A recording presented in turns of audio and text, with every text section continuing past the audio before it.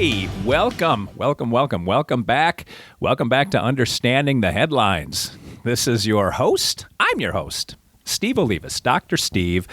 And I put this 3-episode series together to make you better consumers of information because we're kind of living in an era where a shocking headline will alter people's perception because people don't really ask questions about the headline. So I want to make sure that you kind of understand there's a little bit of shenanigan that can happen and be at least inquisitive about what makes the supposition or the assumption or the theory or the conclusion that is being reported in the headline. And today, I wanted to talk about power. And to understand power, I'm going to make it as simple and basic as possible. I actually am re-recording this episode because the first shot was way too complex, and I thought, no one's going to care. So I'm going to make this simple. Let's take a look at, first, in order to understand power, we need to understand the concept of significance, because there is a difference between statistical significance, which is a mathematical term, and practical significance, which means how does this affect my life or our lives or the way we do things? And that distinction is critical. However, I'm going to back up even a step further than that and say, when it comes to reporting, there is a difference between groups. I'm going to go back a step further than that even and say sometimes a very basic statistic can be reported in a way that isn't a lie. They're not lying, but it can be deceitful in that it creates a reaction in the reader. Very simple example. When you report a number, there's a certain number of people affected by something. Let's say head lice. I can either report the actual number of people or I can report the percentage. And usually nowadays, the more shocking of those two will be presented, whether it's significant or not. So what I'm saying is, let's say it is reported that almost 50% of kids in a daycare went home with head lice. You'd think, holy crap, almost 50%, that's a ton. Well, if it's a daycare that has 300 kids in it, yeah, that's a ton. But let's say it's a daycare in the basement of a church. There's only 8 kids in this daycare, and 3 of them had head lice. Well, the reporting is correct. Almost half of them went home with head lice. But if you look at it from an overall standpoint, that's only 3 kids that are affected. Like in the grand scheme of things, so what? Kids get head lice once in a while. You get the shampoo, you're done. So in that sense, I would report the percentage rather than the actual number. However, let's take a look at head lice in the state of Tennessee. Tennessee's got 7 million people in it. So now, obviously, if 3 people get head lice, nobody cares. But let's say 15,000 people in Tennessee come down with head lice. Is that like an outbreak? Well, I can report the number or the percentage. From a percentage standpoint, in a 7 million person state, 15,000 is only 0.2%. So I'm not going to report 0.2% of people in Tennessee have head lice because people go, so what? What I would say is 15,000 people in Tennessee have head lice because that is not a lie. It's accurate, but it has a different spin, right? So that's a very simple way of presenting data in a way that will create a response. Now, let's step it up a notch.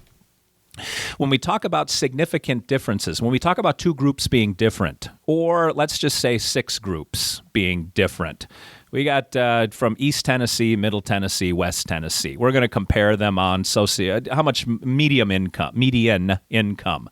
We're going to compare them on IQ. We're going to compare those 3 groups on number of years of school completed, whatever. It can be reported that one group is higher than the other. What you don't know, though, let's just say Middle Tennessee, that's where I live, Nashville. Let's just say that on average, Middle Tennessee has a higher IQ than East or West Tennessee. And you would think, oh, man, that's where we got to be. What that piece of information does not tell you is how far apart are they? Just because one has a higher average than the other, so IQ, everybody kind of knows, is based on a 100-point scale. So let's just say the average IQ in Middle Tennessee is 106. The average IQ in West Tennessee is 105.8, and the average IQ in East Tennessee is 105.6.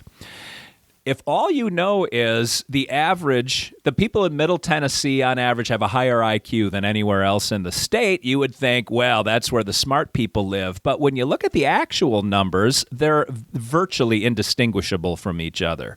That's not the part I would tell you. So you've got to ask a question, how far apart are the numbers, right? So that's one concept.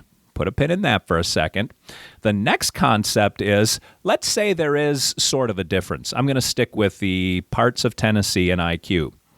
Say that Middle Tennessee has an average of 106 and West Tennessee has an average of 99. So the question is, that's a difference. From a statistical standpoint, is that a significant difference? And from a practical standpoint, even if it is mathematically different, statistically different, does that matter in reality? Someone with an IQ of 106 functions at roughly the same capacity as someone with a 99, so who cares? But that's where we get into power, because depending on the power of a study, I can make smaller and smaller differences more and more statistically significant, even if there's no practical significance. Quick example. I know I'm running out of time here. I just jotted these. This is an example I took off the internet. Percentage of body fat between men and women. And there was a chart I looked at. They took 12 men and 12 women, and they found the men in their study had an average body fat percentage of 19, and the women had an average body percentage of 22. Standard deviation of 6 and 5. Standard deviation just means how tightly compact are the 12 subjects. Like, are they all over the road? Are most of them roughly 19? So standard deviation of 6 means 2/3 of our subjects are between 13 and 25%. Just how far from the mean do we go? +1 and -1 standard deviation unit. In this case, it's 6. So the women, 2/3 of them are between 17 and 27% body fat. But the important thing to note is, with only 12 people in the study, that difference of 3% body fat is not statistically significant when you compare them. The way that you compare groups, there's two main statistics that are used. If there are only 2 groups, we do what's called a t-test. If there are more than 2 groups, 3 groups, 6 groups, we do what's called an ANOVA, which is it's an acronym for analysis of variance. So don't get lost in the woods of what the heck that means. Just know those are the main tests when we're comparing groups. So if it's reported one group as... The media could report this as women have a higher percentage of body fat than men. That's absolutely true. Women just tend to have a little more body fat. It's the way that our hormones work and our bodies are built. Now, if they reported that women have a 3% higher body fat, I don't know that anybody would care. And furthermore, if you really wanted to say there is absolutely no difference between the genders, the sexes, you would say there is no statistically significant difference between men and women when it comes to percentage of body fat. In the example I gave you, that is the truth. In a t-test with only 12 subjects in each group, that 3% difference is not statistically significant. In other words, they're ostensibly the same. However, if I jacked the number of men and women in my study up to 1 million, that difference is enormously statistically significant. In fact, we could get down to a 0.5% difference and it would still be statistically significant. So if you jack the number of subjects up, you can make smaller and smaller differences more and more statistically significant, even though in the real world there is no significance. So when we're constructing a study to do it correctly, we want to know what is the effect size that we say makes a difference. And in the body fat percentage study, we might say, I would say we would like to make it so that a 5% or bigger difference is statistically significant. 4.9% and less, we don't care about. That is not statistically significant. And there are things called power analyses we can do that say, okay, if those are your parameters, there's a few others that add into this. You need 27 subjects per sex. So we need 27 males, 27 females. With that number, we can find if there is a practical difference, it will now also be statistically different. I hope that all made sense. The point is, significance can depend upon the number of subjects. If I wanted to make those two groups different, I would just keep jacking up the number of people in my study until, lo and behold, I have a whole bunch of power and I can find tiny, tiny differences that I can then report. Look, these two groups are actually significantly different.